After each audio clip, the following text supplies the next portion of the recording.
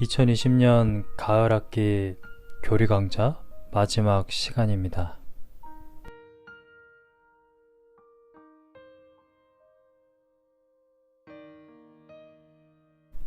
우리는 한 학기 동안 구원론에 대해서 공부하였습니다. 구원론을 왜 공부해야 하는지에 대해서 제가 말씀드렸고, 기독교가 말하고 있는 구원론이 무엇인지에 대해서 정의를 내린 바 있습니다. 또한 구원의 서정, 하나님께서 인간에게 구원을 어떻게 적용하시는지에 대해서 단계별로 말하고 있는 구원의 서정에 대해서 배웠고요.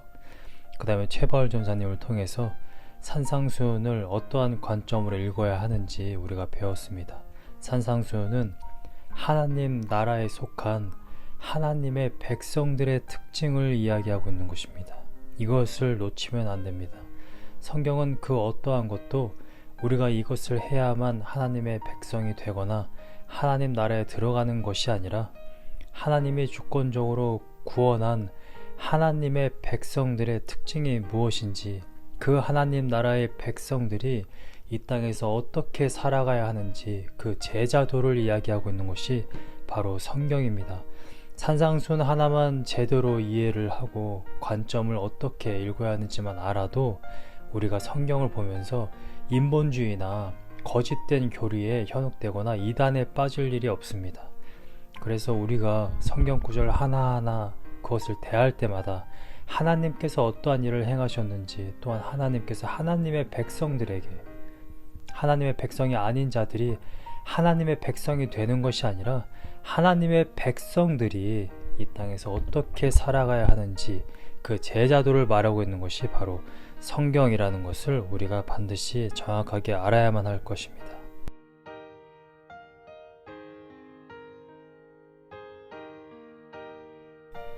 이러한 성경의 원리, 하나님께서 하나님의 백성들에게 구원을 이루시는 그 모든 일에 대해서 잘 정리해 놓은 5대 강령에 대해서 우리가 5주간 나누었습니다. 그리고 지난주에는 비블리컬 카운셀링을 우리가 백창희 전사님을 통해서 배웠습니다. 결국 우리들의 상담자, 우리를 도우시는 자는 바로 하나님, 예수 그리스도, 성령님이심을 우리가 알고 바로 그분께 가서 우리가 상담을 받고 또 치료함을 받고 궁극적인 모든 문제가 그분 안에서 해결될 수 있음을 우리가 배웠습니다. 그동안 우리가 구원이 무엇인지에 대해서 배웠다면 이제 이 시간에는 그 구원이 과연 우리 자신에게 이루어졌는지, 그것을 어떻게 확신할 수 있는지에 대해서 배우도록 할 것입니다. R.C. 스프롤이라는 신학자는 이러한 질문을 합니다. Can I be sure I'm saved? 어떻게 우리는 내가 구원받았다라는 것을 확신할 수 있느냐? R.C. 스프롤 박사님은 이 세상에 구원의 확신을 기준으로 4종류의 사람들이 있다라고 말합니다.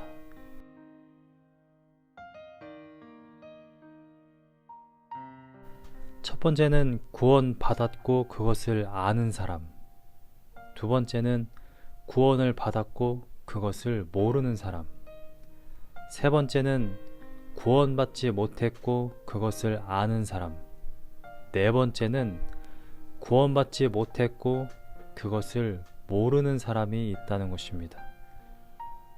구원을 받았든 받지 못했든 그것을 안다면 큰 문제가 안 됩니다. 그런데 구원을 받았든 못 받았든 그 사실을 모르면 그게 문제가 됩니다. 구원을 받았을지라도 내가 구원받았다라는 사실을 알지 못하면 우리는 이 땅에 살아가는 동안 구원을 누릴 수 없습니다. 구원을 받지 못했는데 그것을 모르고 있다면 그것은 더욱더 큰 문제입니다. 많은 사람들이 그리스도인들 중에 구원을 받지 못했지만 구원을 받았다고 착각하는 사람들이 있습니다. 성경에도 그러한 사람들이 많이 나옵니다. 모르는 것은 문제가 됩니다. 알면 자신이 구원을 받지 못했다 할지라도 그것을 알고 있다면 하나님께 나아가서 구원을 요청할 수 있고 예수님을 영접하고 구원을 받을 수 있는 그 어떠한 소원을 기도를 할 수 있는 것이죠. 근데 문제는 모른다는 것에 있다는 것입니다. 구원을 받았는지를 어떻게 알 수 있느냐? 그것이 바로 진리인 성경에 쓰여져 있습니다. 성경은 증거로서, 열매로서 안다라고 말합니다. 성경은 분명하게 열매로서 안다라고 말하지 각자의 경험이나 체험 또는 자신의 행위로 알 수 있다라고 말하고 있지 않습니다. 많은 그리스도인들이 자신의 경험, 성령 체험이나 어떤 신비한 그러한 경험을 통해서 그것이 바로 구원받은 증거다 라고 기준을 삼으며 다른 사람들과 비교하거나 자신과 다르면 구원받지 못했다 라고 판단하는 경우가 굉장히 많습니다. 물론 그것은 증거가 각 사람에게 각자마다 개성에 따라 다를 수 있습니다. 그러나 그것은 표준적인 진리, 기준은 될 수 없다는 것입니다. 표준적인 기준이 무엇인지 성경에 분명하게 쓰여져 있습니다. 우리는 먼저 성경에 나와 있는 증거가 될 수 없는 것에 대해서 알아볼 필요가 있습니다. 증거가 될 수 없는 것을 알아야만 확실한 증거가 무엇인지를 우리는 알 수가 있습니다. 두 가지가 나오는데 첫 번째는 행위입니다. 행위. 마태복음 7장 21절과 23절 말씀에 보면 나더러 주여 주여 하는 자마다 다 하늘나라에 갈 것이 아니라고 말합니다. 예수님의 이름으로 선지자 노릇을 하고 기적을 베풀어도 예수님은 나는 저들을 도무지 알지 못한다 라고 말할 수 있다는 것입니다. 행위는 하나님의 백성들이 구원을 받아 당연히 신분이 변화하였기 때문에 하나님의 자녀된 자로서 그렇게 살아가는 상태, 빙이 될 수 있습니다. 그러나 반대로 내가 어떠한 행위를 한다고 해서 하나님의 자녀가 되는 것은 아니라는 것입니다. 사람들이 선교를 나가든 교회 봉사를 하든 그 근본의 이유는 하나님이 너무나도 큰 은혜를 베푸셔서 하나님의 자녀가 되었기 때문에 그 상태가 되었기 때문에 자연스럽게 빙으로서 그러한 일을 행하는 것이지 교회 봉사를 하면 난 천국 갈 거야 해서 하는 것은 아니라는 것입니다. 실제로 많은 교회 안의 그리스도인들 뿐만 아니라 해외에서 선교하는 많은 선교사님들조차도 자신의 행위를 강조하며 내가 이만큼 했기 때문에 선교주에서 이러이러한 열매를 맺은 거야 라고 말하는 사람들이 있다는 것입니다. 교회 봉사가 됐든 목회가 됐든 신앙생활이 됐든 이렇게 말하는 사람들이 많이 있어요. 정말 구원받은 것이냐? 그렇지 않다라는 것입니다. 그러한 사람들의 특징이 뭐냐? 결국 자신의 힘으로 그 모든 일들을 하다가 지치거나 힘들면 주변의 성도들을 욕하거나 교회를 욕하거나 결국 불평불만을 하게 됩니다. 왜냐하면 자신의 힘으로 한 것이기 때문에 그래요. 그런데 그 근본이 정말 하나님의 그 놀라운 은혜 때문에 하게 되는 것이라고 한다면 자기 혼자 화장실 청소를 몇 년을 한다 할지라도 거기에 불평불만을 갖거나 쓰러지거나 넘어지지 않습니다. 증거가 될 수 없는 것 두 번째는 경험입니다. 성경은 열매로 알 수 있다고 말하지 어떤 개인적인 경험이 구원의 표준적인 기준이라고 말하고 있지 않습니다. 복음서나 성경의 많은 부분을 보아도 기적을 맛본 모든 사람들이 다 예수님을 믿거나 하나님을 따르지 않았다는 것을 우리는 알 수가 있습니다. 개인적인 경험은 결단코 기준이 될 수 없습니다. 예수님을 3년 동안 따랐던 가룟 유다의 경우에도 결국에는 예수님을 배교하게 됩니다. 많은 기적을 눈에서 많이 보았습니다. 우리가 성령 체험을 한 것을 가지고 나와 다른 성령 체험을 한 사람에 대해서 이렇게 다른 판단을 하거나 구원을 받았다 안 받았다 이러한 생각을 하게 되는 경우가 많이 있는데, 경험이나 체험은 결단코 구원받은 증거 될 수 없다라는 것입니다. 진짜는 성경이 말하고 있는 열매가 나타나야만 한다라는 것이죠. 그래서 안점식 교수님은 이런 말을 했습니다. 경험에 의한 확신이 곧 진리성을 보장해 주는 것은 아니다. 경험은 각자의 생각이나 각자의 하나님께서 행하신 일들이에요. 그건 진리가 아닙니다. 진리는 오직 성경입니다. 성경. 그렇다면 성경은 뭐라고 말합니까? 증거로서 안다라고 말합니다.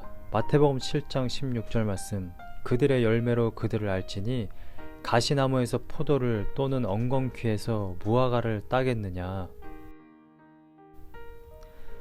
마태복음 12장 33절에서 이렇게 말씀하시죠. 나무도 좋고 열매도 좋다 하든지 나무도 좋지 않고 열매도 좋지 않다 하든지 하라. 그 열매로 나무를 아느니라. 열매로 나타난다라는 것은 그 나무와 뿌리가 정말로 하나님의 사랑과 또한 하나님의 자녀가 되었다는 증거가 된다는 것입니다. 같은 맥락에서 누가복음 6장 44절은 나무는 각각 그 열매로 아나니 가시나무에서 무화과를 또는 찔레에서 포도를 따지 못하느니라 라고 말합니다. 굉장히 상식적인 이야기입니다. 사과나무에는 사과만 열립니다. 정말로 하나님의 자녀라면 하나님의 성품이 나타나게 돼 있어요. 하나님이 처음에 아담과 하와를 창조했을 때 뭐라고 말씀하십니까? 자신의 형상을 따라, 하나님의 형상을 따라 창조되었다라고 말해요. 그래서 모든 동식물들이 아담을 보고 저가 곧 하나님 아니야? 이렇게 봤다라는 것입니다. 하나님의 형상이란 말은 째렘, 그런 말이에요. 그렇다면 성경이 말하는 열매는 무엇인가? 그것을 우리는 확실하게 알아야만 하겠죠. 성경의 많은 부분에 그러한 요소들이 있지만 직접적으로 열매라는 단어가 인용된 구절이 있어서 그것을 말씀드리겠습니다. 갈라디아서 5장 22절과 23절 말씀, 여러분들이 너무나도 잘 아는 말씀입니다. 오직 성령의 열매는 하나님이죠. 성령님이. 하나님의 열매가 무엇이냐, 그것을 지금 말하고 있는 겁니다. 하나님의 자녀들에게 하나님, 그 인격적인 하나님이 들어오시면 어떤 일이 발생되느냐? 성령은 인격적인 진짜 하나님을 말하는 것입니다. 어떤 마법약이나 어떤 파워를 일시적으로 주는 그러한 마술적인 것이 아닙니다. 그래서 성령을 부어주었다라는 것은 우리 안에 하나님이 들어오셔서 하나님의 그 인격이 나타난다라는 것을 말하는 거지. 성령이 부어져서 무슨 마술이나 마법약처럼 순간적으로 어떤 파워를 일으키고 기적을 일으키고 거기에 초점이 있는 것이 아닙니다.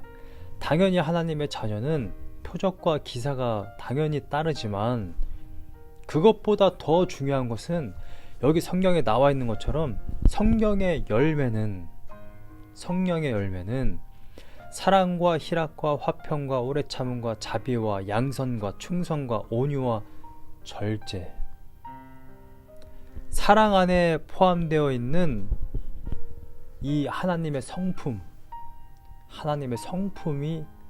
나타난다라는 것을 우리는 분명하게 알아야만 하는 것이죠.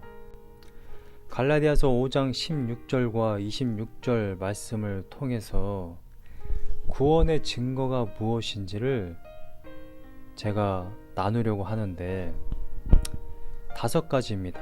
그 중에 첫 번째는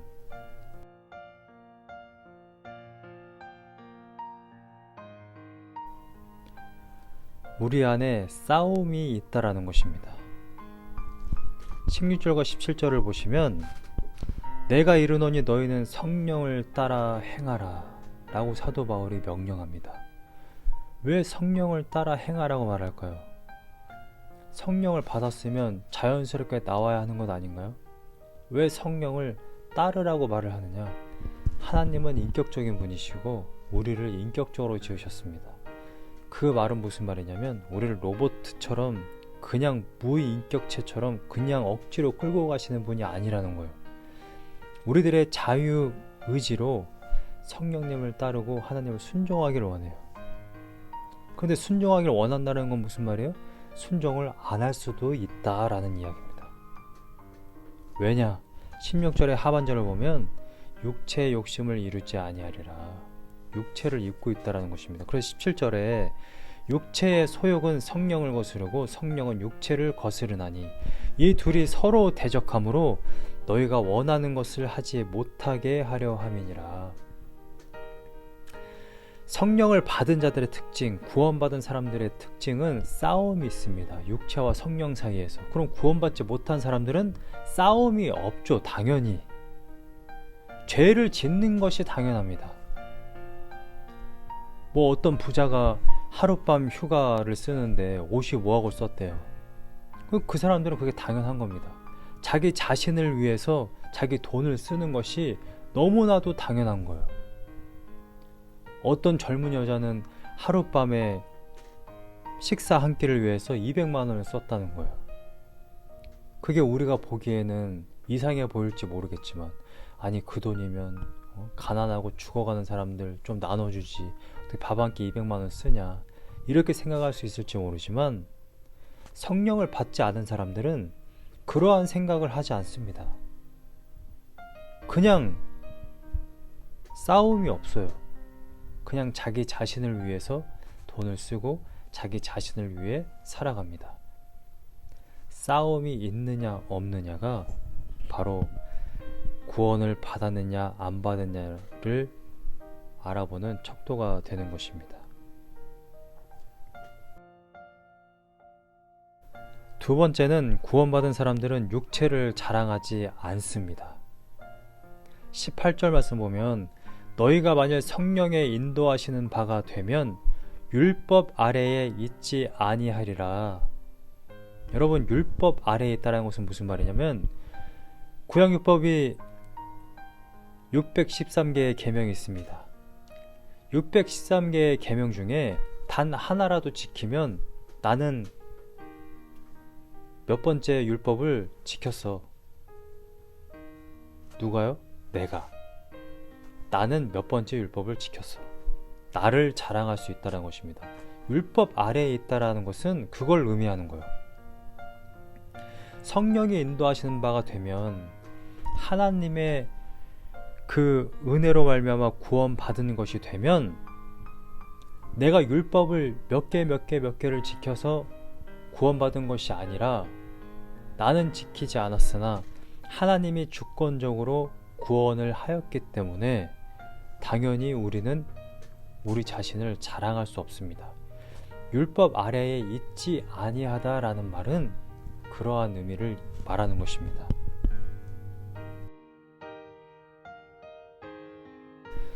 때문에 구원받은 사람들은 하나님을 자랑합니다. 매 순간. 그런데 구원을 받지 못한 사람은 여전히 자기 자신만 자랑해요. 자기 자신을 위해 살고 자신의 노력으로 여기까지 왔고 따라서 하나님을 필요로 하지 않는 것, 하나님을 자랑하지 않는 삶, 이게 바로 구원받지 못한 사람들의 특징입니다. 그 사람들은 매 순간마다 입술에서 그런 이야기가 나와요. 내가 지금까지 이렇게 살아왔고 그래서 내가 지금 이렇게 살아. 나는 너무나도 자랑스럽고 당신들은 나를 칭송해야 돼. 이것이 구원받지 못한 자연인들이 말하는 것입니다. 세 번째는 구원받은 사람들은 죄를 사랑하지 않는다는 것입니다. 19절, 20절, 21절 말씀을 보면 육체의 일은 분명하니 곧 음행과 더러운 것과 호색과 우상숭배와 주술과 원수 맺는 것과 분쟁과 시기와 분냄과 당지는 것과 분열함과 이단과 투기와 술취함과 방탕함과. 여러분 한번 생각을 해보시기 바랍니다. 나 자신을 위해 사는 사람들의 기준으로 봤을 때 내가 술에 취하든 방탕하든 음행을 하든 호색을 하든 우상숭배를 하든 뭔 상관이겠어요? 술에 취한 것이 왜 죄가 됩니까? 그런데 성경은 이걸 죄라고 이야기해요. 왜냐하면 우리 자신의 쾌락을 위해서 사는 것이기 때문에 그렇습니다. 요한복음 16장 9절을 보면 예수님은 죄에 대해서 분명하게 이렇게 정의합니다. 죄에 대하여라 함은 나를 믿지 아니함이요. 하나님을 의존하지 않는 것, 예수님을 의존하지 않고 예수님을 믿지 않는 것, 그게 바로 죄입니다. 아무리 착한 일을 해도 예수님을 의존하지 않으면 그건 죄예요. 왜 그게 죄냐? 예수님을 의존하지 않는다는 것은 자기 자신만 의존한다는 것이거든요. 그래서 자기 자신만을 위해서 살아갑니다.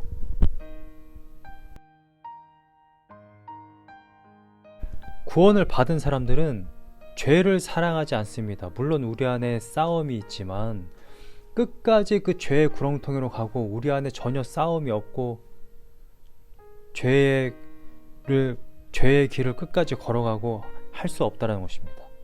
구원받은 사람은 우리의 육체의 연약함으로 해서 죄를 지을 수는 있으나 우리가 끝까지 죄를 짓고 끝까지 배교하고 하나님을 미워하고 그러지는 않는다라는 것입니다. 반대로 구원받지 못한 사람들은 죄를 사랑해요. 왜냐하면 내 자신을 사랑하기 때문에 그렇습니다. 그러니까 죄를 사랑할 수밖에 없어요. 그건 자연스러운 겁니다. 그래서 마음에 하나님 두기를 싫어합니다. 마음에 하나님 두기를 싫어한다는 게 무슨 말이에요? 예수님을 의존하거나 하나님을 믿을, 하나님을 의존할 생각이 전혀 없어요.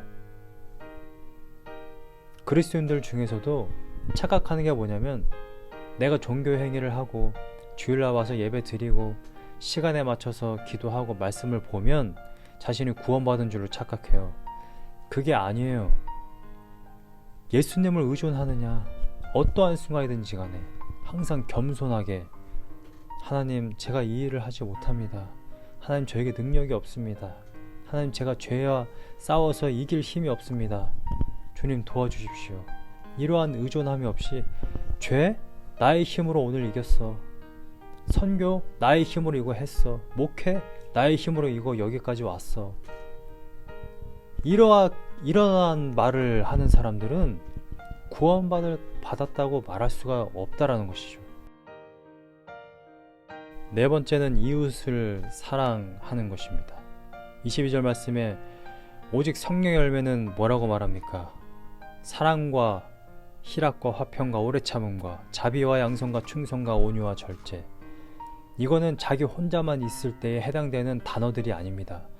이웃과의 관계에서 사랑을 하는 것이고 이웃과의 관계에서 기쁨이 있고 화평이 있고 오래 참는 것이고. 자기 자신을 오래 참습니까? 자기 자신에게 자비합니까? 자기 자신에게 양선하고 충성하는 것입니까? 자기 자신에게 온유와 절제하는 것입니까? 아닙니다. 다른 사람과의 관계를 이야기하는 것이죠.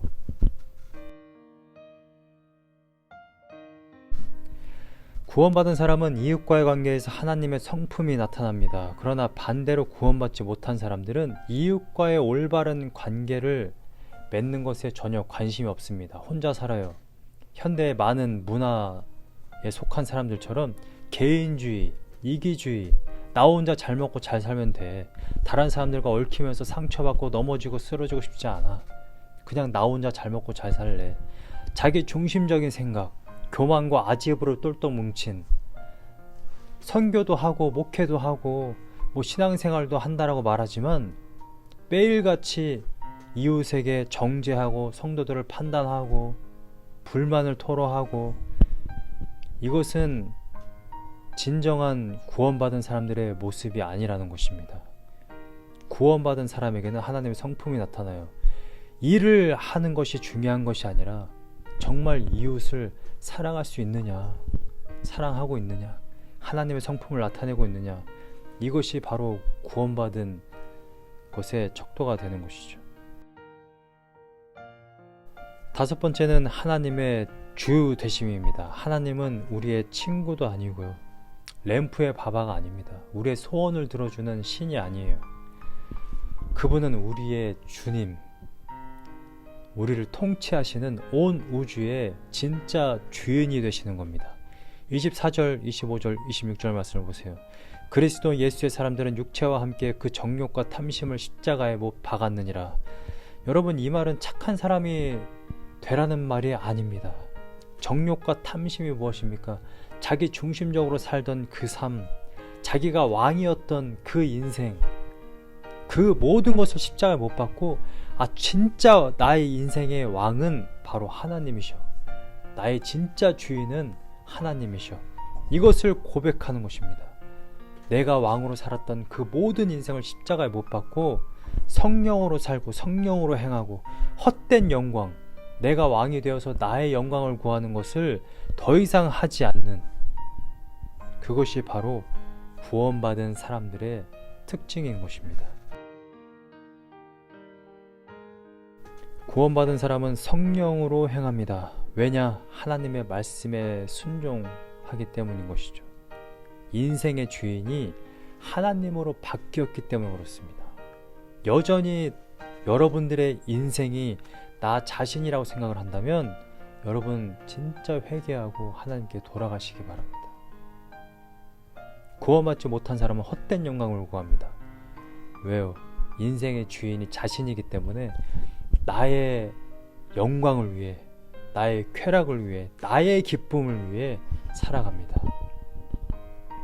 하나님의 주권을 인정하는 것은 하나님과 우리 사이의 관계가 회복되었음을 의미하는 것입니다. 여러분들이 더 이상 나의 영광과 나의 기쁨을 추구하지 않고 하나님의 영광을 위해 살아가고 있다면 여러분들은 구원받은 게 확실합니다.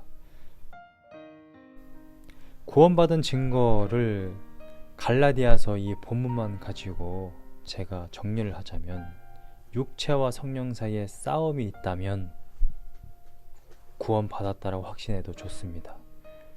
자기 자신을 자랑하지 않는다면, 죄를 사랑하지 않는다면, 이웃을 사랑하는 마음이 있다면, 하나님을 주님으로 모셔 그분의 통치권 아래에 들어가서 하나님의 영광을 위해 남은 인생을 살기로 결단했다면 여러분들은 구원받은 것이 맞습니다.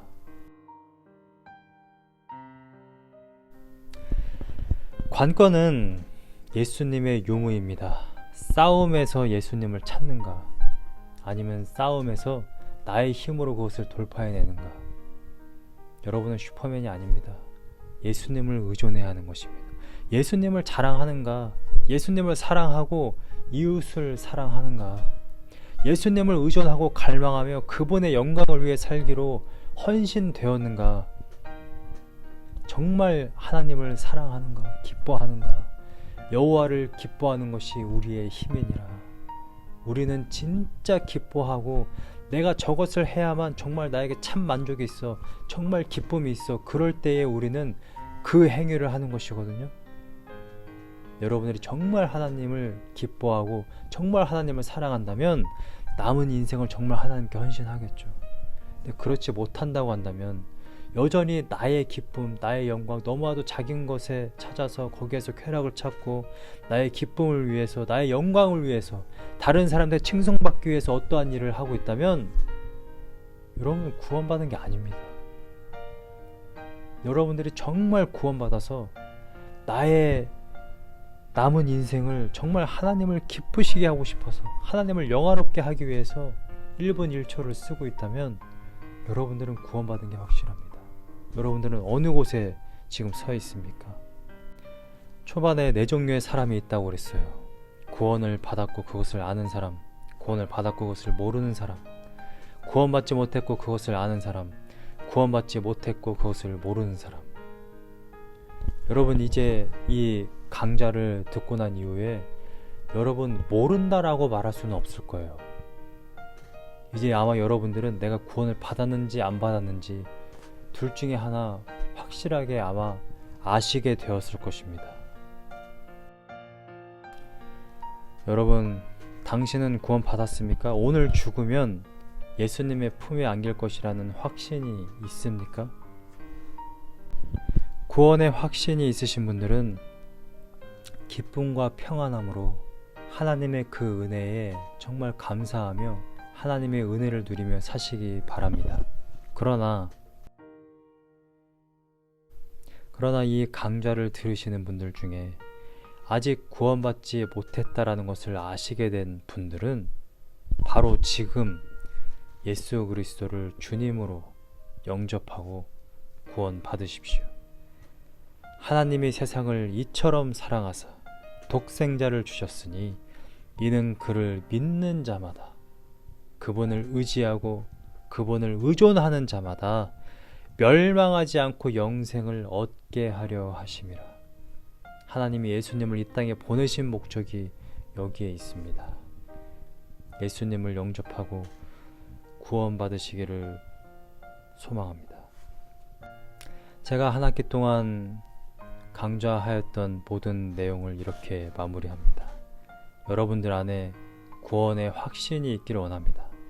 하나님이 일하신 것은 하나님이 반드시 이루십니다. 누가 구원의 확신을 뺏어갈 수 있습니까? 하나님이 하신 것인데, 우리가 스스로 구원을 이루는 것이라고 한다면 당연히 구원의 확신을 가질 수가 없겠죠. 죽는 그날까지 평안함이 있을 수 없을 것입니다. 하나님이 아니라 내가 구원을 이룬 것이라고 한다면 하나님의 영광을 위해 살아야 할 이유도 없죠. 내가 하는 것이니까 내가 영광 받아야 할 것 아닙니까? 근데 성경은 그렇게 말하고 있지 않다는 것입니다. 하나님이 시작하셨고 하나님이 시작하신 일이시기 때문에 누가 그 일을 막을 수 있습니까? 하나님이 반드시 이루십니다. 구원의 확신을 가지십시오. 구원의 확신을 가지고 남은 인생 기쁨과 평안함으로 하나님을 기뻐하며 정말 복된 하루하루가 여러분들 안에 충만하기를 간절히 소망합니다. 한 학기 동안 고생하셨고 내년에 성경 강좌로 봄에 돌아오도록 하겠습니다. 감사합니다.